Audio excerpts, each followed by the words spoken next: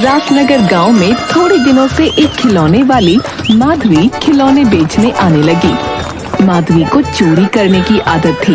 वो खिलौने बेचते समय जब ये देखती कि कोई देख नहीं रहा है, वो ग्राहकों का सामान चुरा लेती, तो कभी किसी सूने घर में घुसकर चोरी कर लेती थी। एक दिन की बात है जब वो खिलौने लिए घूम रही थी। खिलौने ले लो, खिलौने।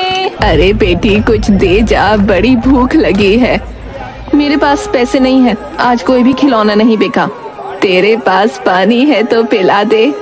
माधवी ने अपनी खिलौने की टोकरी में से पानी की बोतल निकाल कर दी तो बुढ़िया सारा पानी पी गई। माधवी को उस पर तरस आ गया। माई तुम्हें भूख लगी है, रोटी खाओगी? बुढ़िया ने हाँ में गर्दन हिलाई। अरे तुम अपना खाना मुझे दोगी तो तुम क्या खाओगी? उसकी चिंता तुम मत करो, मेरी कोठरी गांव से ज्यादा दूर नहीं है। वैसे माई बुरा ना मानो तो एक बात बताओ, क्या तुम यहाँ हो इस हालत में? रे बेटी, मेरा इस दुनिया में कोई नहीं है। पति था, वो भी पिछले महीने चल बसा। कर्जदारों ने मेरे घर पर आकर कब्जा कर लिया, तब से यहीं पड़ी हूँ। कोई दे देता है तो खा लेती हूँ। अरे माई, ये तो अच्छा ना हुआ। ऐसा करो, तुम मेरे साथ मेरे घर चलो। सच्ची? तू फिक्र मत करना, तू मुझे सिर छुपाने को छत देगी ना तो मैं तेरे घर का सारा काम कर दूंगी। ठीक है, चलो चलो। रास्ते में मेरा भी इस दुनिया में कोई नहीं है, मैं अनाथ आश्रम में पली बड़ी हूँ। बड़ी हो गई तो उन्होंने भी भगा दिया कि जाओ अब अपने रहने खाने का इंतजाम खुद करो। तुमको इस हालत में देखकर मुझे अच्छा ना लगा। माधवी की छोटी सी कोठरी में जरूरत का सारा सामान था।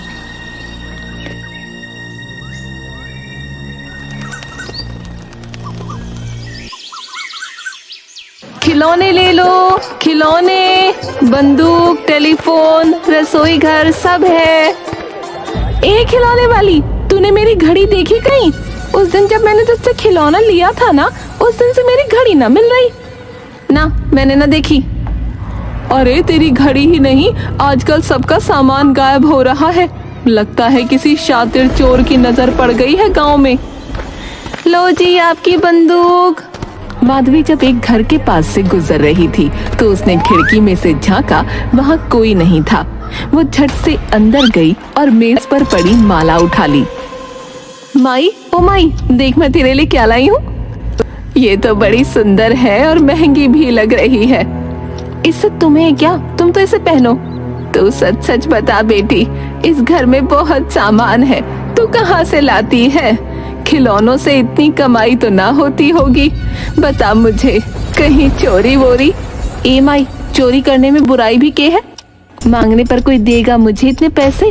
इतनी मेहनत करती हूँ, पैसा मिलता है थोड़ा सा। दो चार चीजें किसी की ले ली तो इसमें कुछ बुरा ना है, पर बेटी ये अच्छी बात ना है। माई मैं क्या करूं, मैं अपने आप को रोक नहीं पाती। जे किसी दिन पकड़ी गई ते लोग मार मार के भुर्ता बना देवेंगे। माई मैं भी कोई कच्ची गोटी ना खेली हूँ, बचपन से जे काम कर रही हूँ, बहुत माहिर हूँ मैं। शातिर तो मैं हूँ ही, कोई ना पकड़ सके है। तुझे समझाना मेरा धर्म था, ऐसा ना किया कर बेटी। माई काम तो करती हूँ ना, पर तुम ही देखो, इस काम से हम दोनों को 2 टाइम की रोटी मिल जाए तो ही बहुत है। अब तुम मुझे उपदेश देना बंद करो, बहुत भूख लगी है, खाना दे दो। अगले दिन माधवी खिलौने बेचने आई।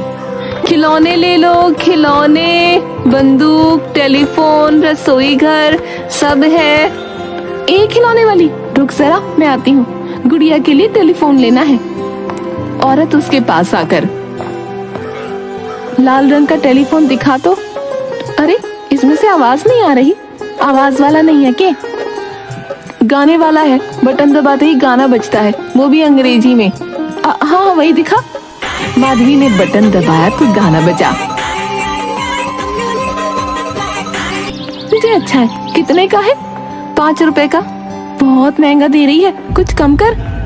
कम कहाँ करूं दीदी, महंगाई इतनी है, मुझे भी आगे से खिलौना महंगा ही मिलता है।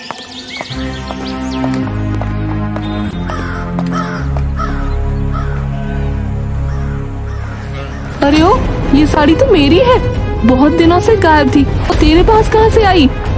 माधवी अपनी पहनी हुई साड़ी को हाथ लगा के, क्या कह रही हो दीदी, आपकी साड़ी? नहीं नहीं, ये तो मेरी है। अरे मेरी आंखें धोखा ना खा सकती, ये मेरी ही साड़ी है, चोरनी कहीं की।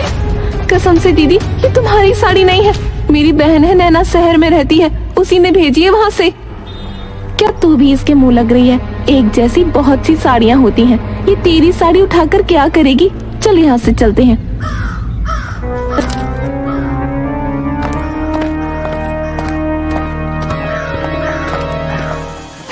आई बड़ी मेरी साड़ी है।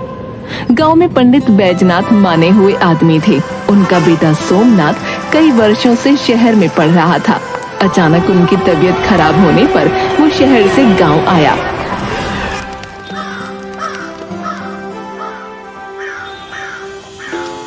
पिताजी, आपकी तबीयत तो बहुत खराब लग रही है।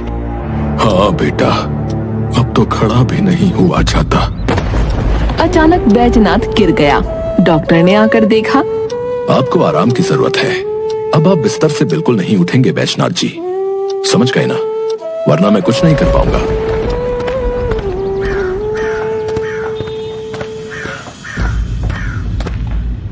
बेटा, मेरी हालत तो तूने देख ली है, अब ये घर तेरे हवाले है, सब कुछ तुझे संभालना है बेटा। कहां फंस गया घर वर के चक्कर में, घर के काम और मैं। दोपहर के समय बैजनाथ अपने घर में सोया हुआ था और सोमनाथ रसोई में था। यार, ये खाना बनाना भी बड़ा मुश्किल काम है। यहाँ इस गांव में कोई मुफ्त में काम करने को तैयार नहीं है। अब मैं घर का खर्चा चलाऊं, पिताजी की दवाई लाऊं या रुपयों का इंतजाम करूं, पर ये घर के काम बड़ी मुसीबत है यार। तभी वहाँ से खिलौने वाली गुजर रही थी। उसने दरवाजे में झांक कर देखा, अंदर कोई नहीं था। वो धीरे से अंदर घुसी। मेज पर एक चिप रखी हुई थी। इतनी सी चीज क्या है? उसने चिप को अपने गले में पहने हुए लॉकेट में डाल दिया। तभी सोमनाथ के चीखने की आवाज आई। आई रे, अरे मेरा हाथ, मेरा हाथ। चीख सुनकर माधवी वहाँ भागकर चली गई।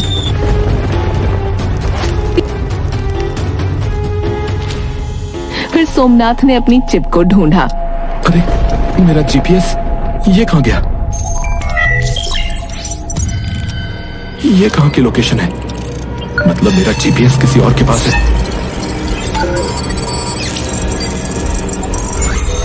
खिलौने ले लो, खिलौने ले लो।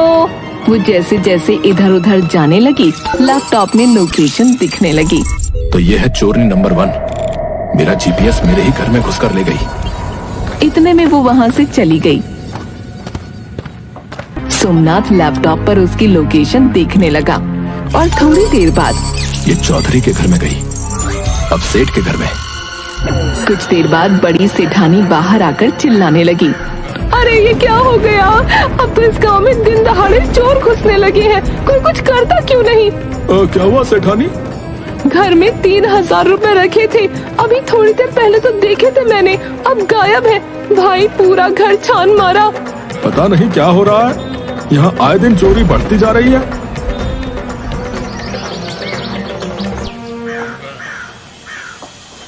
खिलौने ले लो।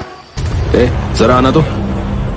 खिलौने बेचने के अलावा तुम्हें और क्या काम आता है? मेरा मतलब है घर का काम आता है? मुझे घर का सब काम आता है, पर मैं खिलौने बेचती हूँ। किसी के यहाँ काम करना मुझे अच्छा नहीं लगता। अच्छा लगे ना लगे, तुम्हें कल से मेरे यहाँ काम करना है, समझी? कहा ना तुमको मैं नहीं करती काम। तुमको तो काम करना पड़ेगा, वरना मैं तुम्हारी सारी पोल खोल दूंगा। और जो गांव वाले ना, पहले तो तुम्हें खूब मारेंगे, फिर पुलिस में देंगे, फिर वो भी तुम्हें पीटेंगी। जबान संभाल के, क्या फालतू बोल रहे हो? आवाज नीचे, मुझसे ऊंची आवाज में मत बोलना, वरना ठीक नहीं होगा।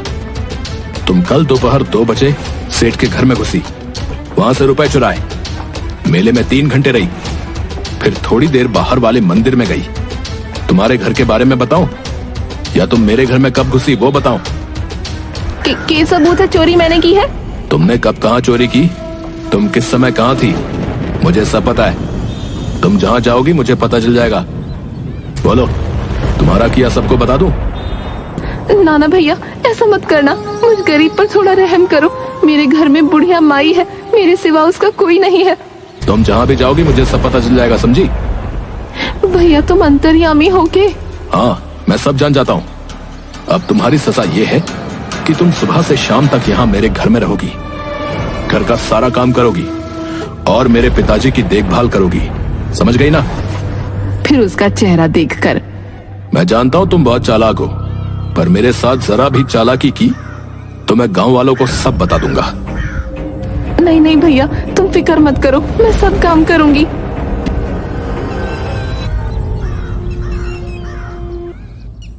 माधवी सुबह सुबह सोमनाथ के घर आकर सारा काम करने लगी।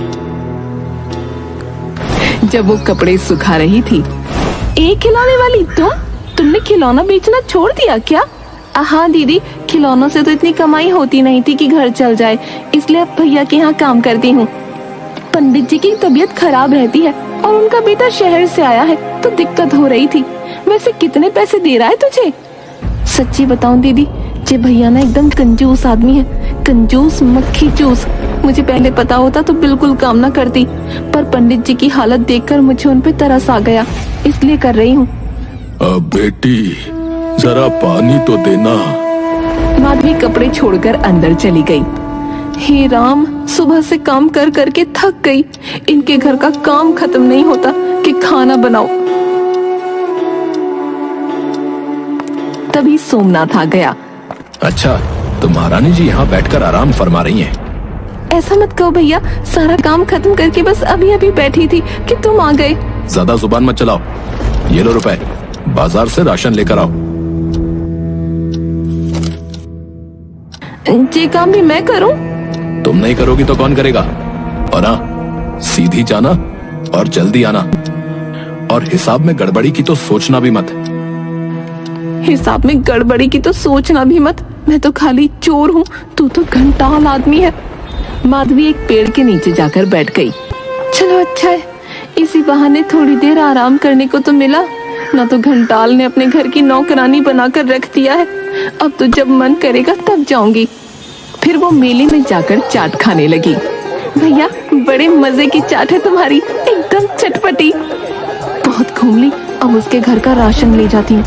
माधवी रिक्शे में बैठकर राशन ले आई। ओ महारानी, तुम राशन लेने गई थी या बनाने? पूरे 4 घंटे बाद आई हो, वो भी रिक्शे में बैठकर। इसके पैसे कौन देगा? तुम दोगे, तुम्हारे घर का राशन है। और जो तुम मेला घूम कर आई हो उसका? मेला? कौन सा मेला? मुझसे झूठ बोलना बेकार है। तुम जहाँ जितनी देर रुकी हो मुझे सब पता है। बरगद का पेड़, मेला, जिस दुकान से राशन लिया, सब। तुमको सब कैसे पता चल जाता है? कल से कुछ गड़बड़ की तो मैं बिना कुछ सोचे गांव वालों के पास पहुंच जाऊंगा। कुछ दिनों बाद भैया मुझे पैसे चाहिए। कैसे पैसे? मेरे काम के। मैं यहाँ सुबह से शाम तक गधे की तरह लगी रहती हूँ, तो मुझे भी तो खाने के लिए रोटी चाहिए। मेरे घर में माई भी है, उसकी दवाई भी लानी है। वो मैं नहीं जानता, मैं अपने घर का देखूं या तुम्हें दूं? मेरे पास इतने रुपए नहीं है, मैं तुम्हें कुछ नहीं दूंगा। ये तो गलत बात है। गलत सही मुझे मत समझाओ, अब जाओ यहाँ से। माधवी उदास होकर वहाँ से चली गई। अरे बेटी, आजकल तो इतनी थकी हुई रहती है। बस ऐसे ही माई। अच्छा ये बताओ, तुमने खाना खाया? हाँ हाँ खा लिया। झूठ बोल रही हो, घर में तो कुछ भी नहीं था, सारे रुपए खत्म हो गए। मैंने कुछ रुपए तुझसे छुपा कर रखे थे, थोड़े दिन गुजारा चल जाएगा, तू चिंता मत कर। कुछ तो करना पड़ेगा। भैया मैं कल से यहाँ काम नहीं करूँगी, तुम मुझे मेरे काम के रुपए दो और मैं यहाँ से चली जाऊँ। अच्छा, फिर तुम भी जानती हो कि मैं क्या कर सकता हूँ। माधवी ने झाड़ू फेंका और नीचे बैठ गई। क्या कर सकते हो? तुम गांव वालों को बताओगे? जाओ बता दो सबको। क्या होगा? मुझे जेल जाना पड़ेगा ना, तो चली जाऊंगी। वो जेल तुम्हारे इस नरक से तो अच्छी ही होगी ना। यहाँ पूरा दिन फ्री फोकट में काम करो, वहाँ कम से कम 2 रोटी तो खाने को मिलेंगी। कहती हुई उसने गिलास उठाकर फेंक दिया। एक खबरदार, मेरा सामान फेंका तो तुम अपना ये नाटक मेरे सामने मत करो। जब तक मेरे पिताजी ठीक नहीं होते और मैं यहाँ से नहीं चला जाता, तुम्हें आजादी नहीं मिलेगी, समझी? अबे चल, मैं अब तुझसे नहीं डरूंगी। अब तो चाहे जेल जाना पड़ जाए, पर इस घर का काम नहीं करूंगी। तुझे मुफ्त की नौकरानी चाहिए, रुपया खर्च नहीं होता। नास पीटा कहीं का। जबान संभाल के, अब आगे कुछ भी बोली तो अच्छा नहीं होगा। तुम मुझे जानते नहीं हो, मैं तुम्हारे बारे में क्या क्या जानता हूँ। खाली जेल ही नहीं जाओगी, कोई तुम्हारी सूरत देखना भी पसंद नहीं करेगा। माधवी घबरा गई और झाड़ू उठाकर सफाई करने लगी। रोज रोज का नाटक लगा रखा है। दोपहर को माधवी सामान लेने गई तो रास्ते में महादेव का मंदिर दिख गया। वो मंदिर में गई। माधवी हाथ जोड़कर, हे भगवान, मेरा उस घंटाल आदमी से पीछा छुड़वा दो। मैं कभी चोरी नहीं करूंगी, सच्ची मैं छोड़ दूंगी। वो निराश होकर बाहर गई तो वहाँ माई मिल गई। अरे माई, तुम यहाँ? घर में जी नहीं लग रहा था तो मंदिर आ गई। दोनों वहीं बैठ गईं। कितनी थकी हुई लग रही है। तभी उसकी नजर माधवी के लॉकेट पर पड़ी। इतनी गर्मी में जे इतना बड़ा लॉकेट पहनकर घूमती रहती है। जे बचपन से मेरे गले में है, इसमें मेरे माँ बाबूजी की फोटो है। अच्छा देखा तो। वो लॉकेट खोलती है तो चिप दिख जाती है। जे कचरा भर कर रखा है इसमें। चिप निकालकर सड़क पर फेंक देती है और उस पर एक बैलगाड़ी चढ़ जाती है। अरे लोकेशन क्यों नहीं दिख रही है? लगता है जीपीएस मतलब चिप खराब हो गई। हे भगवान। जब माधवी वापस आती है, तुम्हें कितनी बार कहा है, बाजार में घूमकर समय बर्बाद मत किया करो। यहाँ बहुत काम होता है और तुम मजे से बाहर घूमती रहती हो। माधवी चुपचाप अंदर चली गई। अरे आज तो मैं बाजार गई ही नहीं, मंदिर गई थी। इस घंटाल को पता क्यों नहीं चला? मुझे भूख लग रही है, जल्दी से खाना लेकर आओ।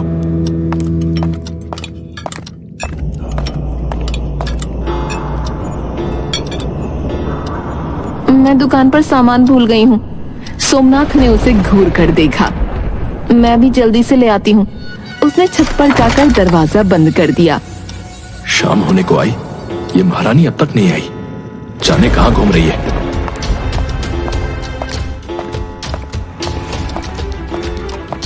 आ गई महारानी। तुम्हें बस बहाना चाहिए बाजार जाने का। बाजार नहीं भैया, वो गांव के बाहर कांति की दुकान पर गई थी।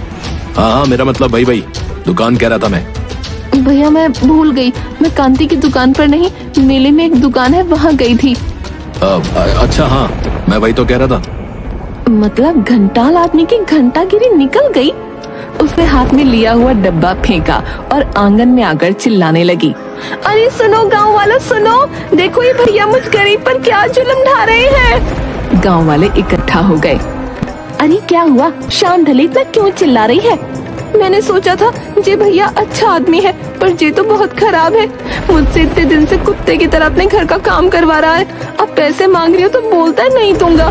दीदी तुम ही बताओ जे क्या बात है? हाँ बात तो सही है भैया, ये बहुत काम करती है, मैंने खुद देखा है इसे। अब ये सोमनाथ इसकी मेहनत के पैसे नहीं देगा तो ये तो ठीक नहीं है। ए सोमनाथ, बाहर निकल, छिपकर मत बैठ, बाहर आ।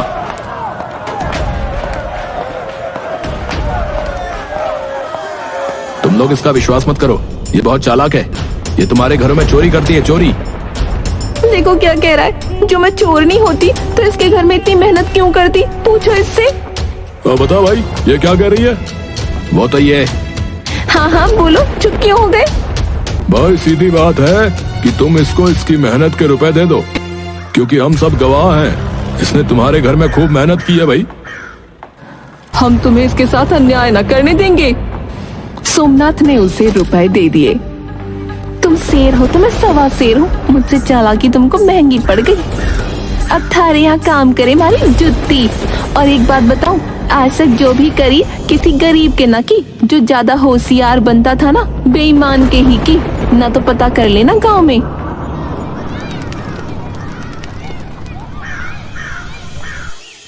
माई अब इस चोरी चकारी के काम से बाहर निकलना है मुझे। अरे बेटी, इसी काम के लिए तो मैं आई थी। क्या कहा माई?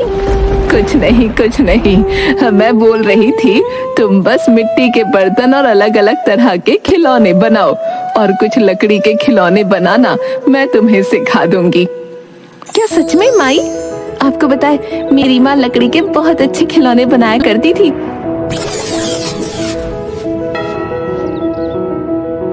माधवी अपनी माई से सब तरह के लकड़ी के खिलौने और बर्तन बनाना सीख लेती है और उससे अच्छी कमाई भी करने लगती है। माई, माई तुम कहाँ हो? कहाँ गई होंगी? आज से पहले तो कभी ऐसे बिना बताए नहीं गई। तभी माधवी को सामने रखा लकड़ी का एक गुड्डा दिखाई दिया। अरे ये किसने बनाया? क्या? नहीं नहीं, ये माई ने बनाया है मेरे लिए। क्या माई मेरी अम्मा ही थी? तभी आसमान से एक आवाज आई। हाँ बेटी, मैं बूढ़ी माई बनकर तुझे सही रास्ते पर लाना चाहती थी और अब तू खूब अच्छे से काम कर और अच्छा जीवन जी। किसी अच्छे से लड़के से शादी कर अपना संसार बसा। खुश रह बेटी। ये गुड्डा वही है जो बचपन में मैंने तुझे बना कर दिया था, तेरा राजकुमार। इतना बोलकर वो गायब हो गई। माधवी वहीं बैठकर रोती रही। खिलौने ले लो, खिलौने, खिलौने ले लो, खिलौने।